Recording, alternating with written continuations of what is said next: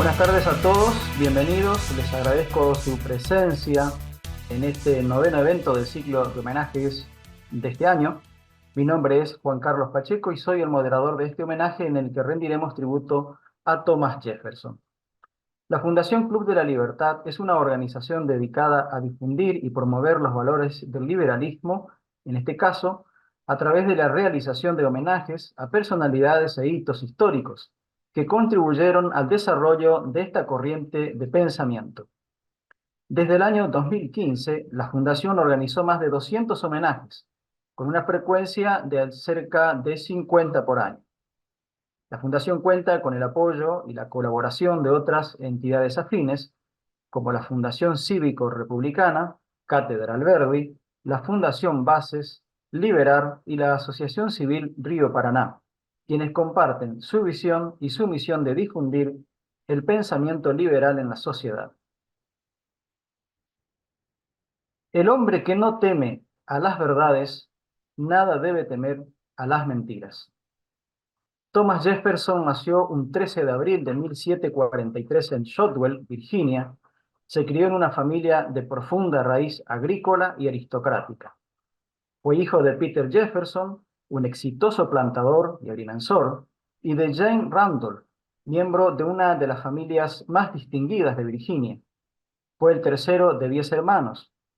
Desde muy joven mostró un gran interés por el aprendizaje, lo que lo llevó a estudiar en el College of William and Mary, preparando así el terreno para una vida de logros significativos. Personalmente, era un hombre de vastos intereses y de talentos, abarcando desde la arquitectura hasta la agricultura, pasando por la invención y la filosofía. Dotado de un intelecto prodigioso, hablaba varias lenguas y tenía un profundo amor por la literatura y la ciencia. Su vida personal estuvo marcada tanto por la tragedia como por el triunfo. Se casó con Martha Wells Kelton en 1772, con quien tuvo 6 hijos, aunque solo 2 lamentablemente sobrevivieron hasta la edad adulta, eh, constituyendo así una tragedia familiar en su vida personal, en tanto que sus logros son numerosos y de mucha envergadura. Destacan así su autoría de la propia Declaración de Independencia Americana en 1776, un documento magnífico que no solo articuló los ideales de libertad y democracia de las 13 colonias americanas, sino que también inspiró a futuras generaciones en busca de su propia autodeterminación. Como tercer presidente de los Estados Unidos, entre 1801 a 1809, duplicó el tamaño del país con la compra del estado de Luisiana y sentó las bases para la exploración y la expansión hacia el oeste. A nivel nacional, la importancia de él trasciende su era, influenciando tanto la expansión territorial en Estados Unidos como los principios democráticos en todo el mundo. Internacionalmente, es visto como un símbolo de la lucha por la libertad, por la justicia, un legado que perdura en diversas naciones que buscan modelos para sus propias repúblicas y sistemas de gobiernos. Sus ideas sobre los derechos individuales y el gobierno limitado continúan resonando aún hoy en nuestras democracias modernas. Concluyendo, Thomas Jefferson es una figura titánica en la historia de Estados Unidos y del mundo. Su vida, su obra, encapsulan el espíritu de innovación y el compromiso con los ideales de libertad y de democracia. Para este homenaje tengo el agrado de presentar al siguiente disertante. En principio eran 2. Pedimos las disculpas del caso porque a último momento el señor Germán Álvarez Vidal no pudo participar de este homenaje por cuestiones personales insalvables. Así que, bueno, pidiendo las disculpas del caso, voy a presentar al señor Alejo Leandro Iramaín. Es asesor financiero del Instituto Argentino de Ejecutivo de Finanzas. Ha contribuido con varias notas y análisis en el ámbito económico. Además, ha participado en la política local, siendo parte de la lista de candidatos a concejales en el partido de Vicente López. Mientras el disertante va exponiendo sus ideas, los oyentes pueden ir dejando sus preguntas, sus inquietudes, para después trasladárselas al orador en el chat. En referencia al tiempo de exposición, nuestro orador tendrá 25 minutos. Entonces, bienvenido Alejo. Queda el micrófono a tu disposición. Bueno, ¿qué tal? ¿Qué tal? Gracias por la oportunidad, gracias por la invitación. Quiero agradecer al señor Alberto Medina por la posibilidad para poder disertar en esta oportunidad. También a la señora Cecilia Quinteros, quien ha facilitado el enlace para poder en el día de la fecha estar con ustedes. Bueno, estuve escuchando la presentación con respecto a Thomas Jefferson y a las cuestiones que han sido objeto de estudio eh, con respecto a la construcción, como quien podría decir, de lo que hoy conocemos como Estados Unidos. Creo que es considerable ver los orígenes de Jefferson para poder entender el espíritu que él fue construyendo a los efectos de lograr lo que después sería ni más ni menos que el Acta de Independencia y por ende piedra angular de la fundación de los Estados Unidos como hoy lo conocemos. Tenemos que recordar que Jefferson ejercía leyes y que si bien podemos ver un aspecto controversial con respecto a lo que es la esclavitud y los mismos esclavos que en su familia tenía, que según algunos registros dicen que a lo largo de su vida llegó a tener casi 600 esclavos. Está como contraposición el hecho de la defensa judicial que ha hecho de 6 casos pro bono en su juventud, hasta que tuvo que dejar leyes para poder dedicarse más a la cuestión de la independencia norteamericana. Y en esos casos eh, pro bono que él tenía que estar haciendo para poder defender y poder dar la libertad a estos esclavos, había uno de los casos más resonantes donde el argumento de defensa que él esgrimía era desde la base natural, desde la base del nacimiento de la persona. Él hacía un paralelismo en el cual entendía que si el ser humano nacía en condiciones de libertad, éste debía permanecer con esas condiciones porque la propia naturaleza del hombre era de libertad. Y esta es una cuestión trascendental para entender por qué en uno de los párrafos de la Declaración de Independencia, el Acta de Independencia de los Estados Unidos, él refiere que precisamente por la naturaleza del hombre en el que nace libre, es que se busca la libertad de los ciudadanos, de las personas, y era el espíritu en sí de la defensa que estaba haciendo en esa acta.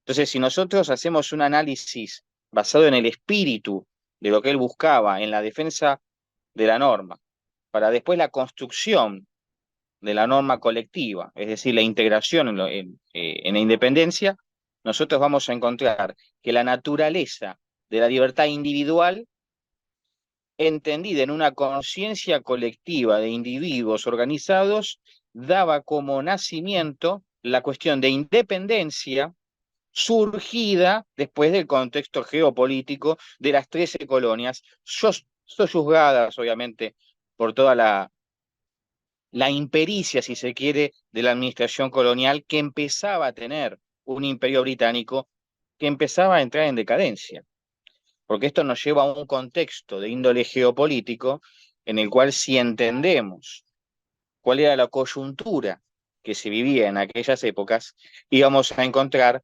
que frente a la cuestión, si se quiere, diametral que había entre Reino Unido y Francia, en un contexto de expansionismo de ambos contendientes, el surgimiento como Estado soberano de los Estados Unidos, como hoy conocemos, era toda una cuestión, era un hito, era la construcción de un tercer elemento de fuerza, un elemento de fuerza que Jefferson bien entendía que debía preservar, porque después vamos a encontrar en su presidencia que él iba a sentar las bases para la profesionalización y el aumento de las capacidades operativas de la Marina de los Estados Unidos, cuando él en su momento, incluso hasta en uno de los actos de gobierno, él facilitaba una escuela de formación militar. una estrategia de defensa con cañoneras en la costa, algo que en aquella época era muy leve, porque era el surgimiento de un nuevo Estado.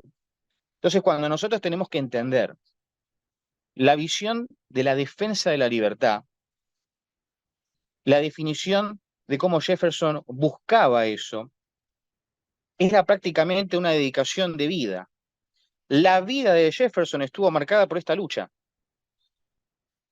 y lo hizo desde las bases, lo hizo desde un elemento, si se quiere, ínfimo, que era asentar la jurisprudencia en base a la defensa de 6 casos pro bono para luego ir a un acto colectivo superior, en este caso, ni más ni menos que el acta de independencia, y posteriormente las generales de lo que conocemos como freedom is not free. La libertad no es gratuita, si se quiere. De manera tal que había que preservar esa libertad. Y para preservar esa libertad había que arbitrar los medios para asegurarla de la mejor manera posible. Y esto no era solamente una cuestión de preparar una nueva armada de Estados Unidos o de enfrentarse a las cuestiones donde los barcos norteamericanos eran atacados, barcos mercantes norteamericanos eran atacados en el norte de África. Algunos fueron atacados incluso por la propia Armada británica. Miren ustedes cómo esta defensa de la libertad y por ende los intereses que ésta asegura, que imprimió Jefferson, estaba marcado incluso hasta en cuestiones de diplomacia. Dentro de los 15 elementos fundacionales, si se quiere, del pensamiento de Jefferson, una vez investido como el cargo de tercer presidente de los Estados Unidos, había una cuestión que era la amistad de los pueblos. El pensamiento de Jefferson con respecto a la defensa de su propia libertad, de ninguna manera chocaba con las libertades de otros pueblos, sino que más bien buscaba la asimilación, buscaba un efecto diplomático. Cuando ésta era respetada, se permitía entonces lo que era la ley de civilización, que era la que permitía poder, una vez que se compró, a ver un segundo que estoy, porque aparecen carteles para que ingrese gente, ¿no? Bien. Eh, la política de asimilación que era en esos territorios incorporados, después de la compra que se hizo en 1803 del estado de Luisiana, que fue resultado de una negociación diplomática majestuosa, ahora voy a ahondar más en ese detalle, habían tribus que en un principio se resistían a poder ingresar y veían esta política, si se quiere, civilizadora por parte de Estados Unidos como un intento lateral de sometimiento. Y con el tiempo fueron entendiendo que esto no era así. Y tal es así que en el conflicto que posteriormente se diera con el norte, estamos hablando con lo que era el sector británico que estaba ubicado en lo que hoy actualmente conocemos como Canadá, estaba prácticamente en contra de ello e instigaban contrariamente a los intereses del el naciente Estado norteamericano. Entonces, uno en un primer momento, y esto es también una de las cuestiones que podemos considerar como legado, era el manejo diplomático que tenía Jefferson. En un primer momento, la asimilación, la negociación, pero cuando esto se ve truncado y ya no hay elementos que garanticen la estabilidad, la gobernabilidad y por ende los elementos institucionales que garantizan la libertad, emplear métodos más profundos. Un caso de método más profundo lo vamos a encontrar indudablemente con la ley de embargo. Precisamente refería antes buques mercantes de Estados Unidos que fueron atacados por la Marina británica. Y vean ustedes que con la implementación de esta normativa, lo que se hacía era primero tratar de mantener la neutralidad, porque era cierto que había un conflicto muy fuerte entre Inglaterra y Francia por cuestiones geopolíticas, en lo cual Estados Unidos buscaba en determinadas instancias mantener una neutralidad independientemente de los intereses comerciales que ellos tenían. Los británicos no estuvieron muy de acuerdo con esta situación y en reiteradas ocasiones atacaron estas embarcaciones, originando entonces lo que podemos determinar como una primera sanción económica de Estados Unidos. Vuelvo a la cuestión, vuelvo a la cuestión del legado. Hoy estamos viendo en otros contextos geopolíticos actuales cómo se implementan los elementos de sanciones económicas como un intento de disuadir las tensiones y de esa manera buscar o que el elemento adversario disminuya su influencia de poder o en su defecto buscar un elemento de cobertura para que los intereses de Estados Unidos no se vean comprometidos. Entonces estamos viendo que es cuando nosotros empezamos a hablar del legado que él nos puede dejar, podemos hacer un análisis de distintos sectores, de distintas variables. Una variable, el contexto de asimilación, como un contexto de expansión. Vean que en otro contexto histórico, lo vemos en Argentina, cuando en años posteriores a este contexto que les estoy mencionando, la expansión de la campaña del desierto, donde no se implementó la asimilación, sino que se implementó otra estrategia de expansión fundacional de las bases del territorio argentino. Volviendo a lo que es la proyección territorial, en este caso producto de la compra de Luisiana en 1803, la asimilación fue una excelente estrategia para mostrar dotes diplomáticos y de esa manera poder generar instancias de respuesta por parte de la institución del gobierno. Y esto se fundamenta en las defensas precisamente de la libertad, porque uno lo que busca no solamente es el respeto de los elementos que ya estaban en territorio, sino la convergencia sobre la base de pilares, y en este caso, pilares de libertad.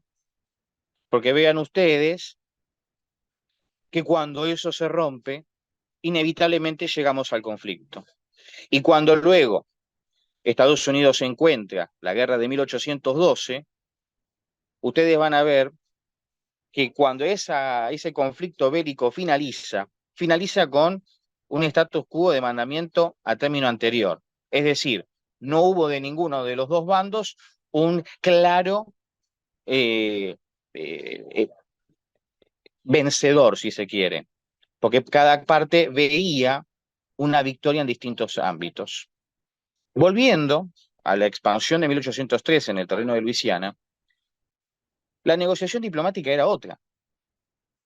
Estados Unidos buscaba una porción menor de territorio cuando envía a negociar a Francia, a su embajador. A partir de ahí, fue una propuesta de Francia, la venta directa por 15 millones de dólares, de aquella época obviamente, de todo el territorio de Luisiana. Y le permitía a Francia salir airiosa de los conflictos que tenía la Nueva España. Una Nueva España que estaba en el medio de una situación donde tarde o temprano sabía que iba a terminar cayendo, ya sea por el expansionismo de un imperio británico oxidado o de Estados Unidos en su parte más pujante, si se quiere, de expansión. Entonces, cuando nosotros analizamos nuevamente el legado, y me disculpo por la reiterancia, vamos a estar encontrando elementos del espíritu de lo que él buscaba. Una cuestión es esta que les mencioné de la asimilación, la cuestión diplomática, el establecimiento de normas que hoy por hoy, con evolución, obviamente propia de la naturaleza jurídica de las leyes, si se quiere, lo vemos en el día de hoy con las famosas sanciones económicas, y un creciente y constante vector de trabajo de la política exterior de Estados Unidos, con un principal elemento soportado en el crecimiento de sus capacidades militares. Hoy, sin duda, convirtiendo a Estados Unidos, visto en perspectiva, en la principal potencia militar del planeta. De manera tal que eh, cuando Jefferson genera estas bases fundacionales de lo que es Estados Unidos y vemos la perspectiva con la cual imprimió esta gestión, hoy en día, e independientemente de cuestiones, si se quiere, secundarias que podemos analizar con respecto a eh, el desarrollo, la maduración de lo que iba a ser la adolescencia, si se quiere, de Estados Unidos, permitieron que en esas bases rectoras hoy estemos hablando de una de las mayores potencias del planeta. Es indudable que cuando nace un Estado, cuando nace un país, más en el contexto en el cual nació Estados Unidos, que fue independizándose del Imperio Británico, independizándose de, si se quiere, el imperio por excelencia que conocemos, en un contexto histórico hablando, vamos a encontrar que no se trata solamente de la defensa de la libertad de los individuos, sino de la defensa de una libertad colectiva que ha tomado conciencia de sí misma, para luego el establecimiento de metas que aseguren esa libertad en la posteridad. Y que algunas cuestiones no fueron convergentes del todo, porque cuando luego se sancionara la Constitución de Estados Unidos, ni siquiera estaba el derecho del voto, si se quiere.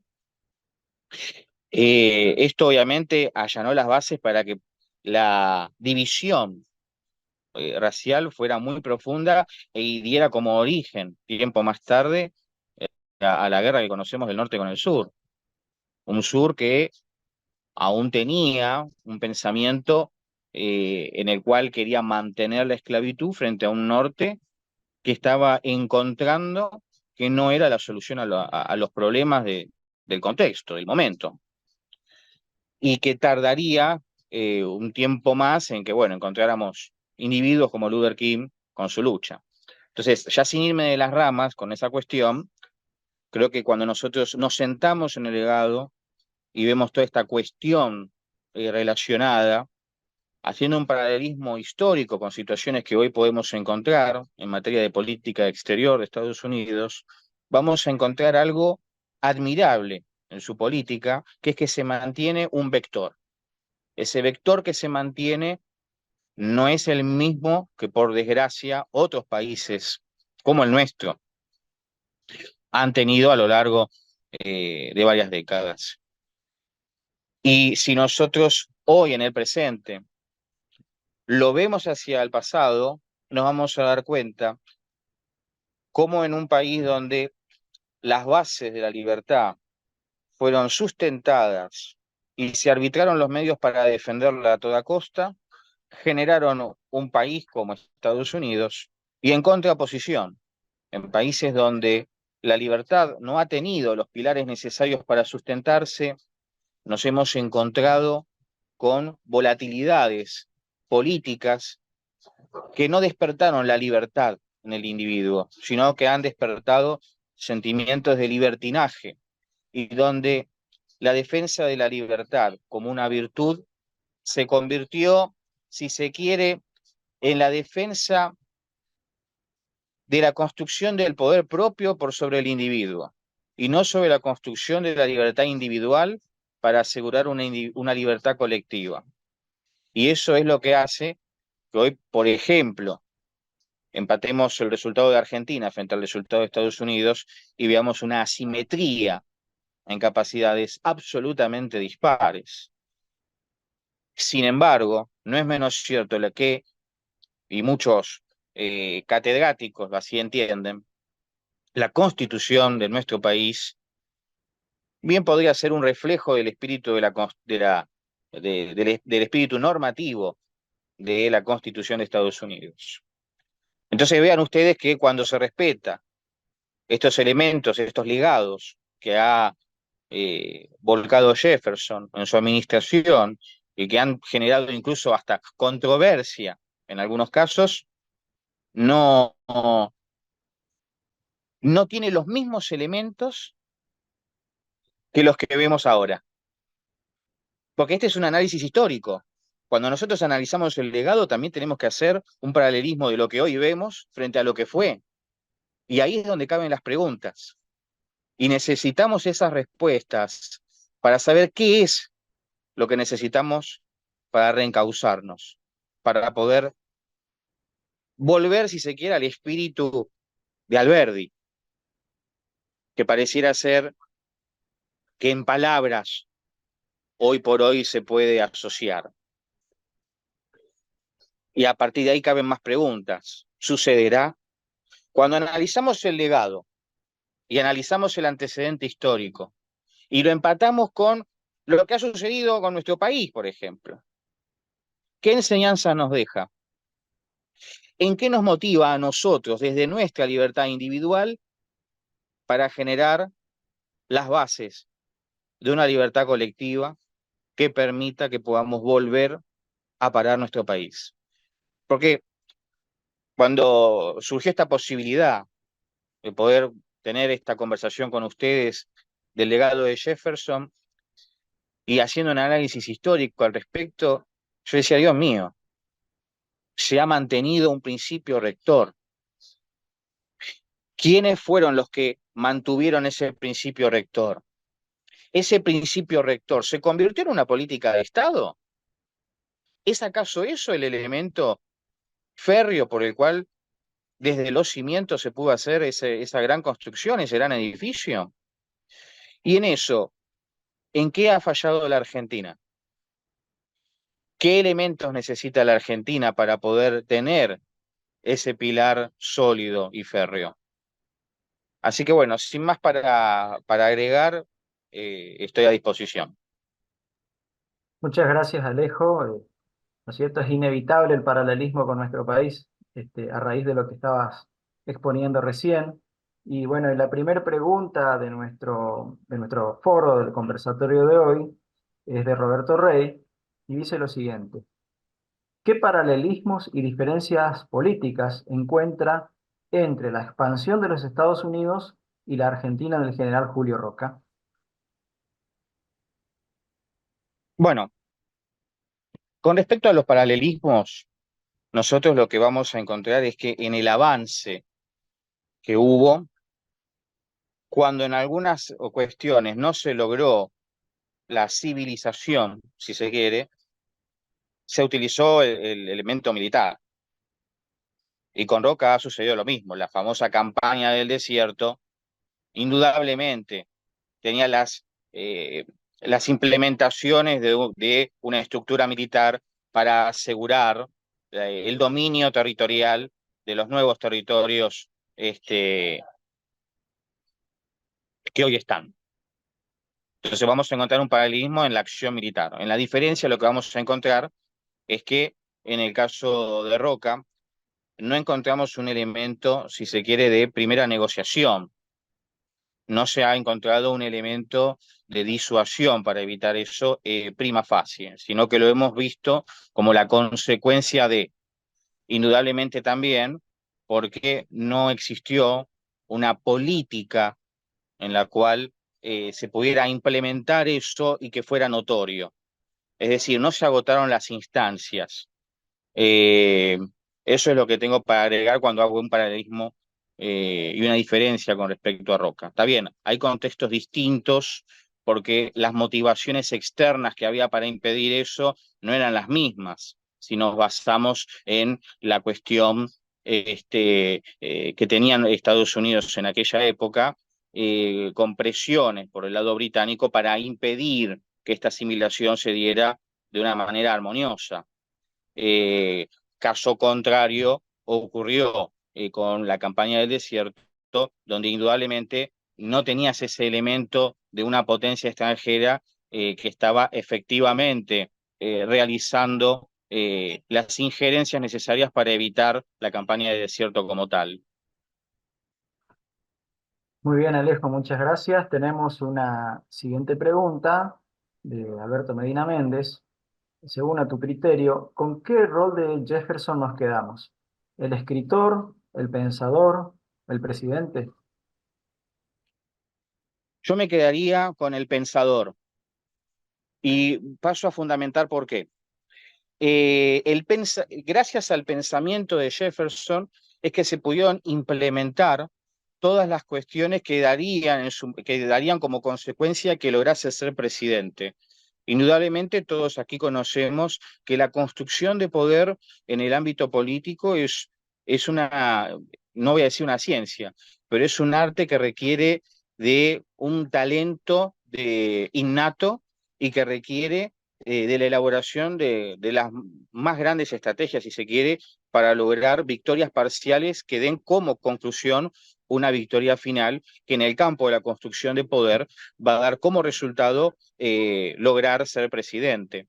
A partir de ahí, lo que puedo entender es que gracias a el pensamiento de Jefferson es que pudo lograr la presidencia. Esto lo digo en términos materiales. En términos intangibles, también me vuelvo a quedar con el pensador, porque si Jefferson en sus bases ideológicas ha logrado su presidencia, hoy posiblemente no vamos a hablar que tardó 17 días para el acta de independencia o vamos a estar hablando estrictamente de la medida de gobierno en lograr que el Congreso saque, por ejemplo, la ley de embargo. Sino que vamos a estar hablando de el legado ideológico que dejó. Porque nosotros lo que vemos cuando vemos la ley, la norma, obviamente vemos la parte dispositiva de la norma, pero tenemos que entender en el contexto de esa época eh, la base del espíritu de la norma.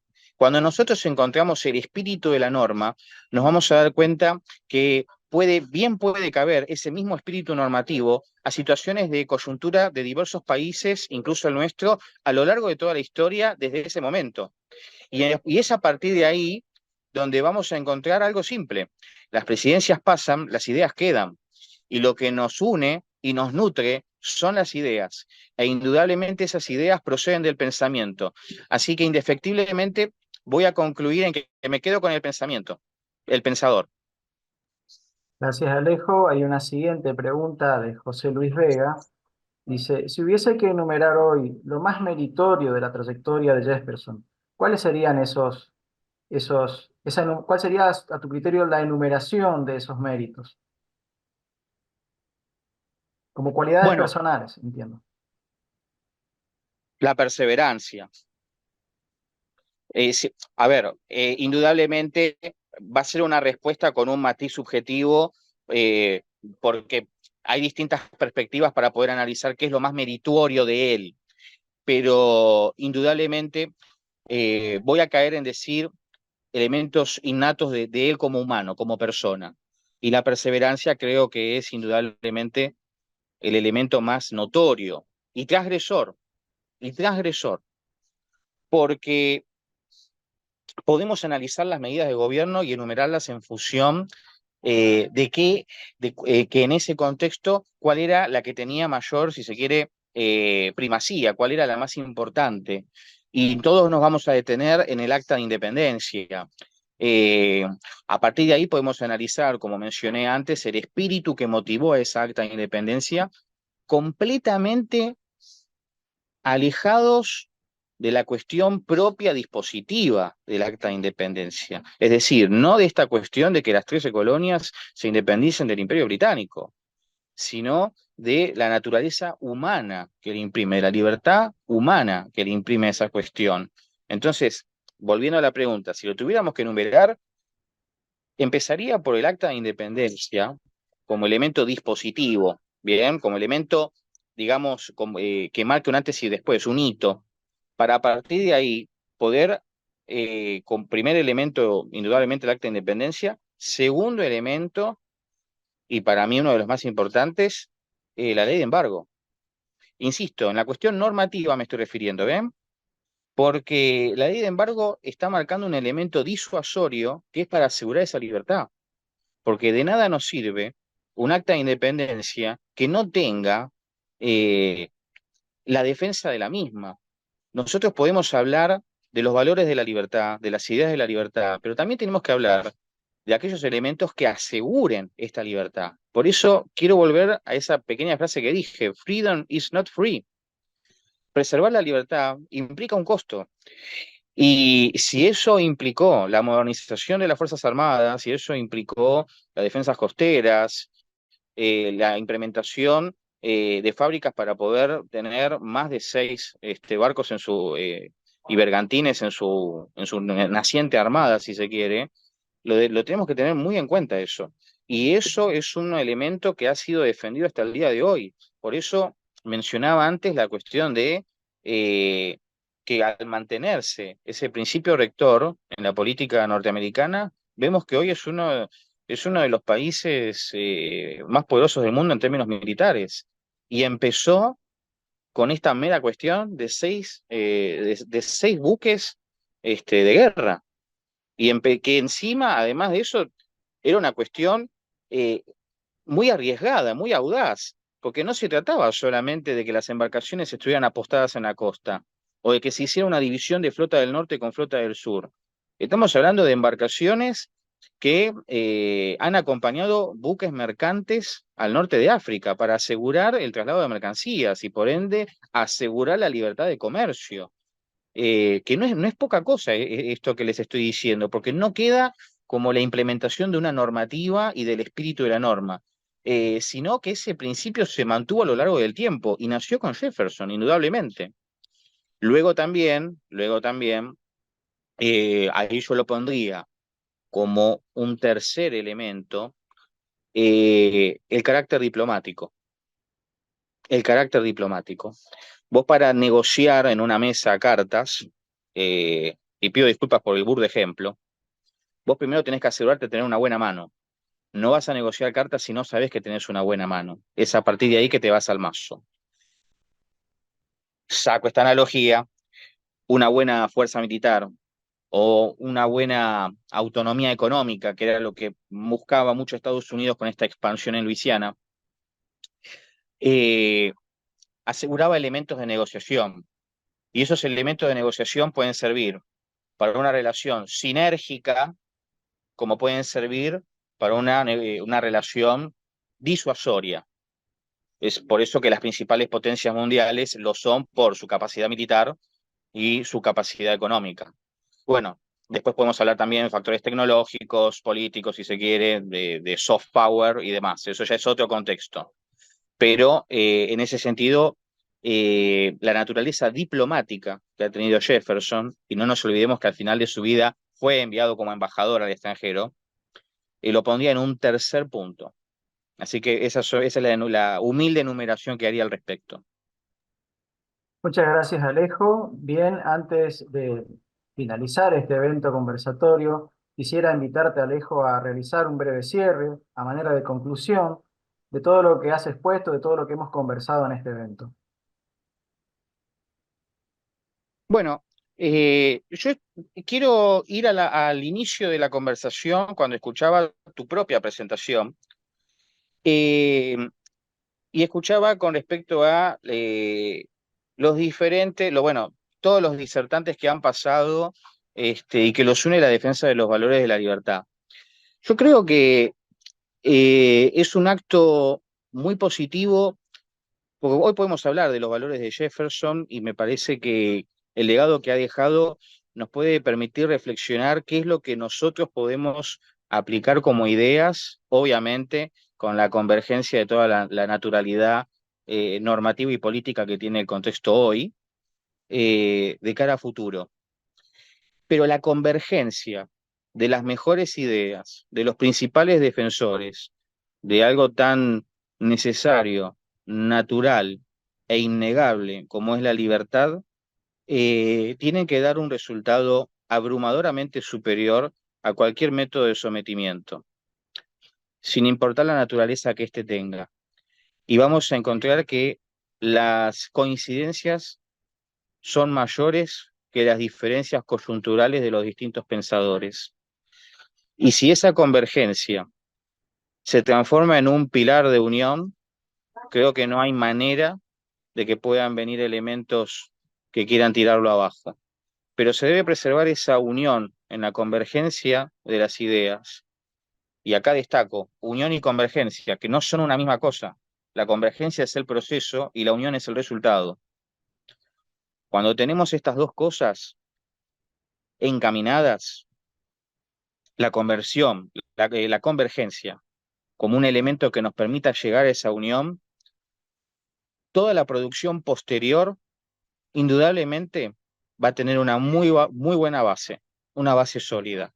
Y yo quiero detenerme mucho en la cuestión de la convergencia como proceso necesario para lograr la unión, porque entiendo que es el método necesario para que la defensa de los valores de la libertad quede plasmada en cuestiones reales. Y tenemos el legado de Jefferson en esto breve que expuse como una prueba cabal de ello.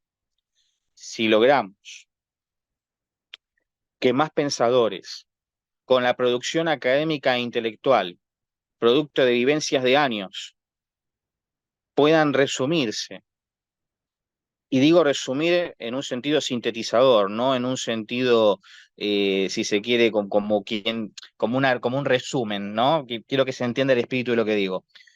Eh, lo que podemos lograr puede ser algo absolutamente evolutivo en términos del hombre en sí.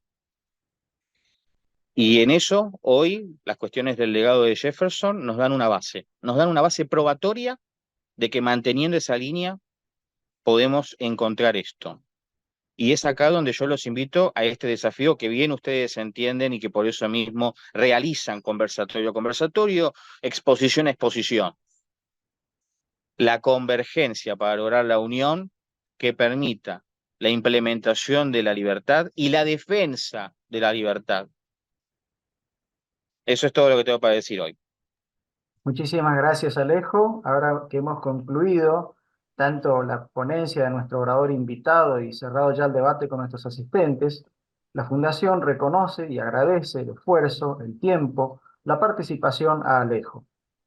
Estimados amigos, les agradecemos a todos por acompañarnos en este homenaje. Los invitamos a nuestro próximo evento. Se realizará el día sábado 13 de abril a las 18 horas por esta misma plataforma. Ocasión en la que vamos a rendir homenaje a David Ricardo, conocido por dar forma sistemática y clásica a la naciente y emergente ciencia de la economía en el siglo XIX. Los esperamos a todos. Tengan muy buenas tardes.